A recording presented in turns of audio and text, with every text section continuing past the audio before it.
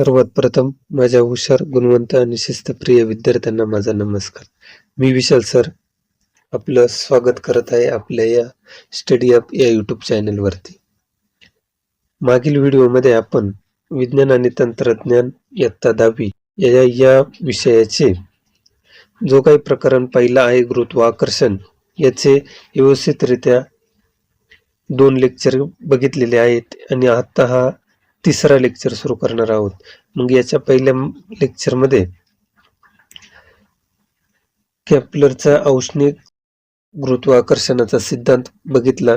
त्यानंतर केप्लरचे नियम बघितलेले, न्यूटनचा औष्णिक गुरुत्वाकर्षणाचा सिद्धांत बघितला. आता या व्हिडिओमध्ये पृथ्वीचे गुरुत्वीय त्वरण काय आहे हे समजून घ्यायचं आहे. तसेच वजन आणि वस्तुमान याच्यातील फरक आपल्याला या व्हिडिओमध्ये समजून घ्यायचा आहे. सर्वात प्रथम पृथ्वीचे गुरुत्वीय त्वरण. हे पृथ्वीचे गुरुत्वीय त्वरण हे कसं लक्षात ठेवायचे, तर पृथ्वीच्या जवळच्या सर्व वस्तूंवरती गुरुत्वीय बल प्रयुक्त करत असते. हे तर सर्वांनाच माहीत असेल की जी काही पृथ्वी आहे ही पृथ्वी आपल्या असणाऱ्या सर्व वस्तूंवरती बल प्रयुक्त करत असते. आणि तसंच न्यूटनच्या दुसऱ्या नियमाप्रमाणे, म्हणजे न्यूटनचा दुसरा नियम आपल्याला माहिती आहे की संवेग परिवर्तनाचा दर हा प्रयुक्त बलाशी कसा आहे, समानुपाती आहे. आणि संयोगाचे प्रवर्तन हे नेहमी बलाच्या दिशेने होत असते हे समजून घ्यायचे.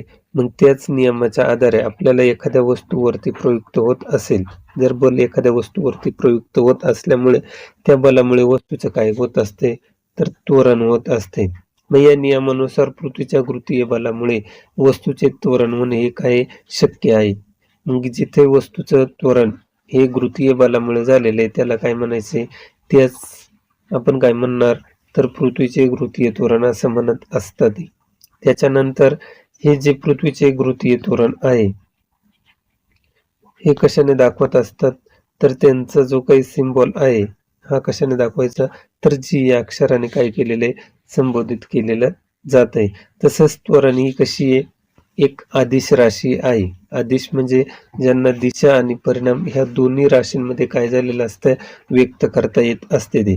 त्यानंतर पृथ्वीच्या गुरुत्वीय त्वरणाची जी काही दिशा असेल आणि तिचे गुरुत्वीय बलाप्रमाणेच पृथ्वीच्या केंद्राकडे म्हणजेच तिचे लंब दिशेने काय झालेलं असते, गुरुत्वीय बल असते, हे लक्षात ठेवायचं आहे. त्यानंतर तुम्ही थोडासा विचार करायचा आहे, ते पृथ्वीचे गुरुत्वीय त्वरण, पृथ्वीचे गुरुत्वाकर्षण नसते तर काय झालेलं असते, तर पृथ्वीचे गुरुत्वाकर्षण नसतं तर काय होईल हे तुम्ही थोडासा विचार करायचे. त्यानंतर जीचे मूल्य दुप्पट असते तर काय झालेलं असते याच्यावरती पण विचार करायचा आहे.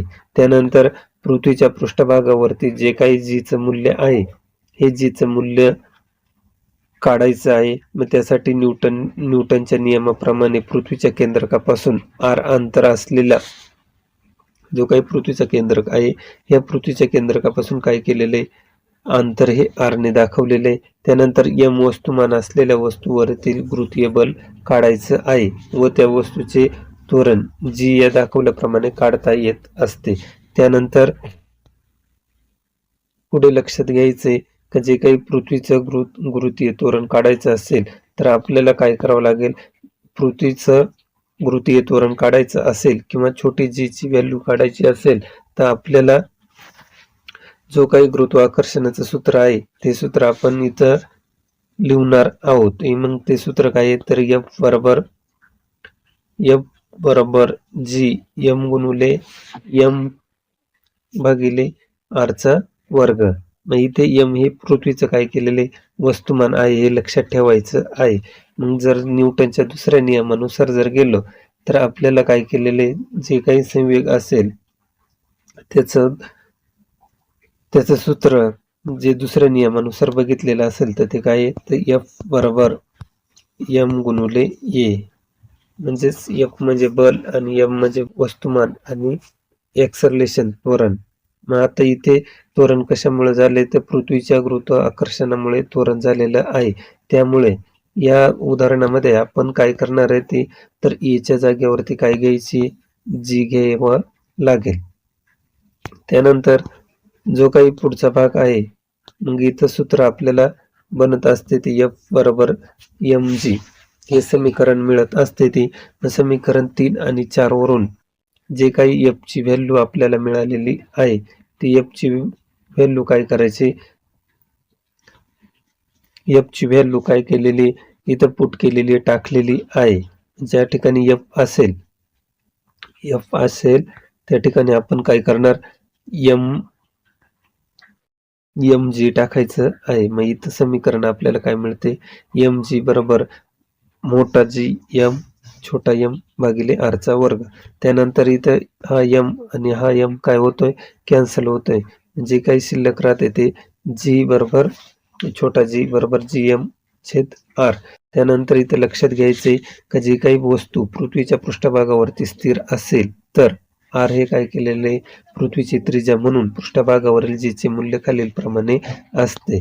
इथं काय केलेले जो काही g असेल या g ची काय केलेली आहे पृथ्वीच्या पृष्ठभागानुसार त्यांचं वस्तुमान आणि त्यांची त्रिज्या लक्षात घेऊन इथे हे 6वं समीकरण बनलेलं आहे.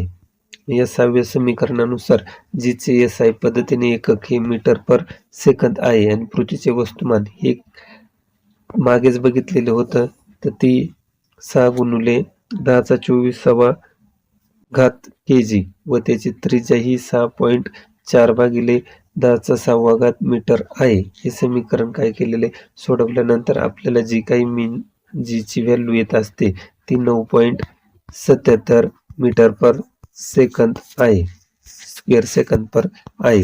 त्यानंतर जे काही हे त्वरण केवळ पृथ्वीचे वस्तुमान m व तिची त्रिज्या r वर अवलंबून असते व म्हणून हे पृथ्वीच्या कोणत्याही वस्तूसाठी समान असते. वस्तूच्या कुठल्याही गुणधर्मावरती ते काय असते अवलंबून नसते. मग त्याच्यातली असणारे जे काही वस्तुमान असेल आणि त्यांची त्रिज्या असेल याच्यावरती अवलंबून असते ते. मग हे जे काही समीकरण 6वं समीकरण निघालेलं आहे हे लक्षात ठेवायचं आहे. मग आता हा g आणि r हे कसे ते इनव्हर्सली प्रोपोर्शनल आहे ते आणि हा g आणि मास जो असेल तो काय डायरेक्टली प्रोपोर्शनल आहे. म्हणजे थोडक्यातच जर g हा r जर वाढला तर g चं मूल्य काय होणार आहे कमी होणार आहे आणि इकडे वरती जर मास जर वाढला तर g चं मूल्य सुद्धा काय होणार आहे वाढणार आहे. हे लक्षात ठेवायचं आहे. त्यानंतर खालील g च्या मूल्यावरती होणारे बदल किंवा परिणाम हे आपल्याला बघायचं आहे. मग g च्या मूल्यात होणारे जे काही परिणाम असेल ते आपल्याला 3 दिलेले आहे. ते पहिला आहे पृथ्वीच्या पृष्ठभागावरून बदल, दुसरा आहे उंचीनुसार बदल आणि तिसरा आहे खोलीनुसार बदल. मग पहिला आपल्याला बघायचे जो काही पृथ्वीचा पृष्ठभाग असेल या पृथ्वीच्या पृष्ठभागावरती जी चे मूल्य समानच असेल का तर नाही, कारण का पृथ्वीच्या पृष्ठभागावरती वेगवेगळा आकार आहे. कुठं खोलदरी तर कुठे उंच भाग आहे. म्हणून त्या पृष्ठभागाचा जर विचार केला तर निरनिराळ्या पृष्ठभागावरती जी चे मूल्य हे काय राहणार आहे वेगवेगळं असू शकते किंवा त्यांचं केंद्रकापासून अंतर जर जास्त असेल तर जी चं मूल्य हे काय होणार आहे कमी होणार आहे. मग असेच विशिष्टरित्या जर आपण विचार केला तर केंद्रकापासून बिंदूपर्यंत स्थानात जर बदल केला तर आपल्याला माहिती आहे की पृथ्वी स्वतःभोवती फिरत असल्या कारणाने तिचा आकार काय झालेला आहे ध्रुवाजवळ हा काय झालेला आहे चपटा झालेला आहे आणि विषुववृत्तावरती कसं झालेला आहे थोडासा फुगीर झालेला आहे. म्हणजे अर्थातच एक पृथ्वी आपण लक्षात घेऊ, ही जी काही पृथ्वी आहे या पृथ्वीचं केंद्रबिंदू इथे लक्षात ठेवायचं. त्यानंतर वरती ध्रुव असते ते ध्रुव, त्यानंतर इथं दक्षिण ध्रुव आणि यांना जोडणारी जी काही रेषा असते यांना काय म्हटलेले विषुववृत्त. आता या केंद्रकापासून तर ध्रुवापर्यंत जे काही अंतर असेल हे अंतर काय झालेलं आहे तर कमी अंतर दिलेलं आहे किंवा कमी असते. त्यानंतर विषुववृत्तापासून केंद्रकापर्यंत जे काही अंतर आहे हे अंतर काय अधिक आहे. याचाच अर्थ काय लक्षात ठेवायचं तर जी काही पृथ्वी आहे ही पृथ्वी स्वतःभोवती फिरत असताना तिचा आकार हा ध्रुवांवरती लांब झालेला आहे जवळ आलेलं आहे आणि विषुववृत्तावरती कसं झालेलं आहे, लांब झालेलं आहे, थोडे फुगीर झालेले आहे. मग याच्यानुसार आपण लक्षात ठेवायचं की जीचं मूल्य हे ध्रुवांवरती सर्वात जास्त असते ते किती येते 9.8 हे लक्षात ठेवायचं आहे मीटर पर सेकंद. आणि तिथून पुढे विषुववृत्ताकडे जाताना त्याचा आकार काय झालेला आहे, कमी कमी होत गेलेला असल्यामुळे विषुववृत्तावरती जीचं मूल्य हे काय झालेलं आहे, सर्वात कमी झालेलं आहे, ते 9.7 मीटर पर सेकंद आहे. थोडक्यात एकच लक्षात ठेवायचं, जीचं मूल्य हे ध्रुवांवरती काय झालेलं आहे, जास्त आहे आणि विषुववृत्तावरती कमी आहे. कारण का केंद्रकापासून ध्रुवाचं अंतर हे कमी आहे आणि केंद्रकापासून विषुववृत्तापर्यंत जे अंतर आहे हे अंतर अधिक आहे. त्यानंतर उंचीनुसार जर बदल घेतला तर पृथ्वीच्या पृष्ठभागावरती वर जात असताना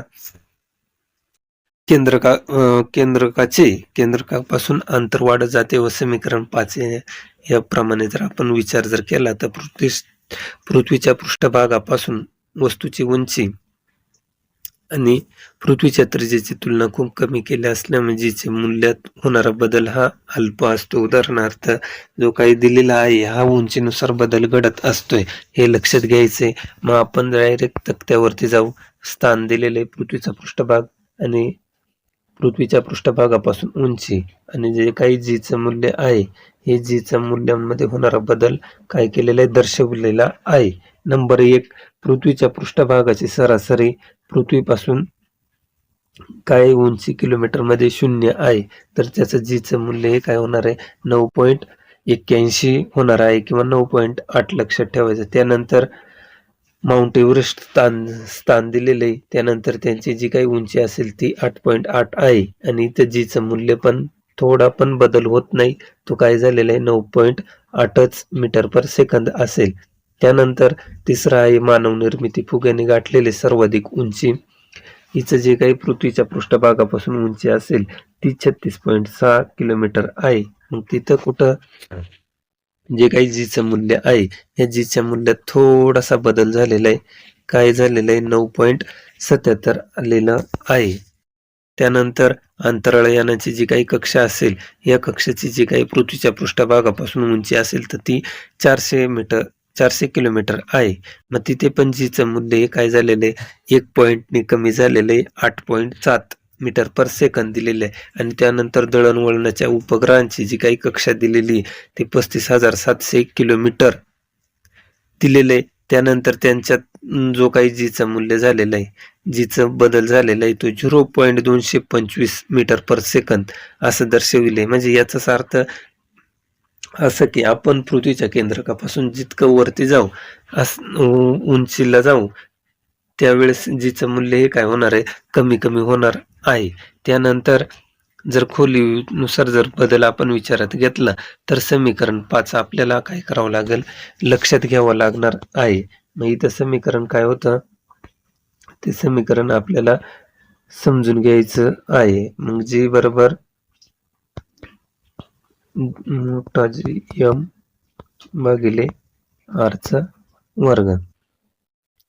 मग याचा जर आपण विचार केला तर इथं जे काही जीचं मूल्य आहे हे जीच्या मूल्यांमध्ये काय झालेलं आहे, थोडासा बदल झालेला आहे.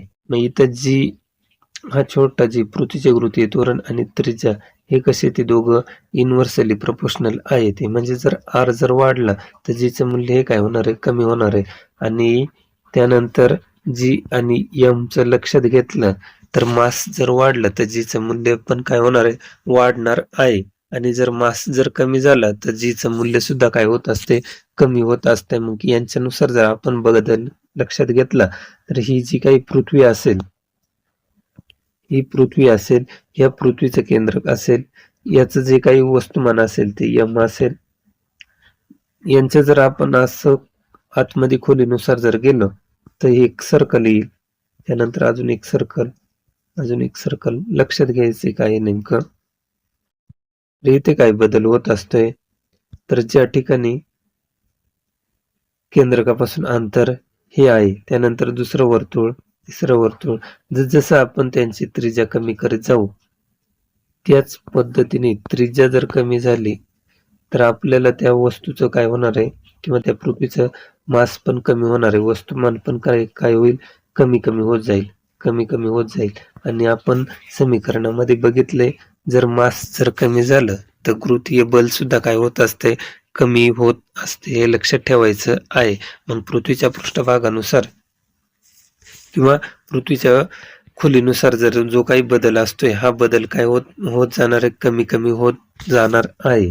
इथं लक्षात ठेवायचंय, गुरुत्वीय बल प्रयुक्त करणारा जो काही पृथ्वीचा भागही कमी कमी होत जात असतोय.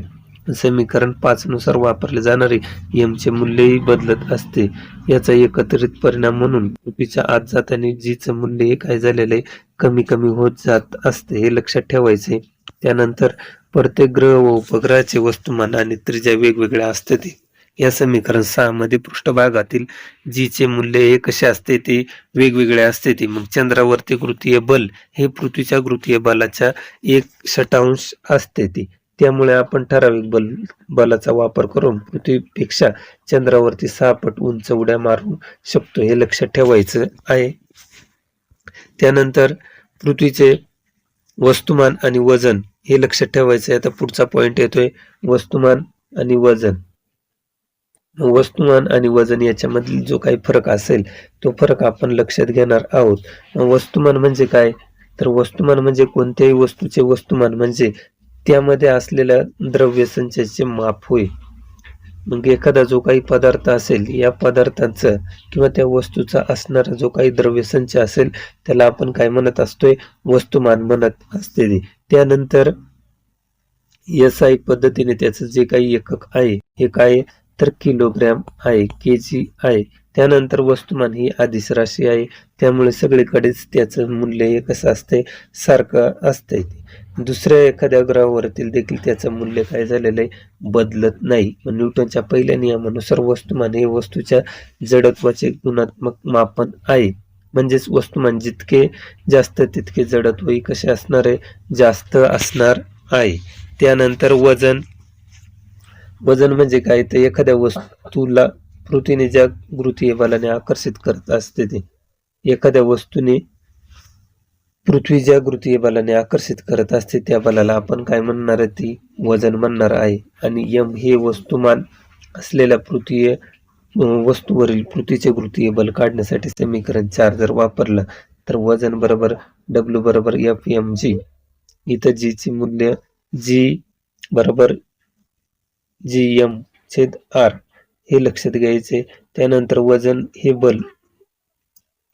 बल असल्याने त्याचं SI पद्धतीने काय न्यूटन आहे, तो n लक्षात ठेवायचं. तसेच वजन हे बल असल्याने ही काही आदिश राशी आहे.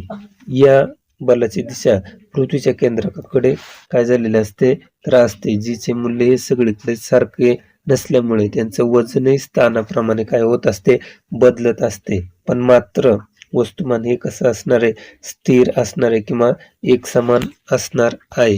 त्यानंतरचा राहिलेला भाग हा आपण पुढच्या व्हिडिओमध्ये कव्हर करू.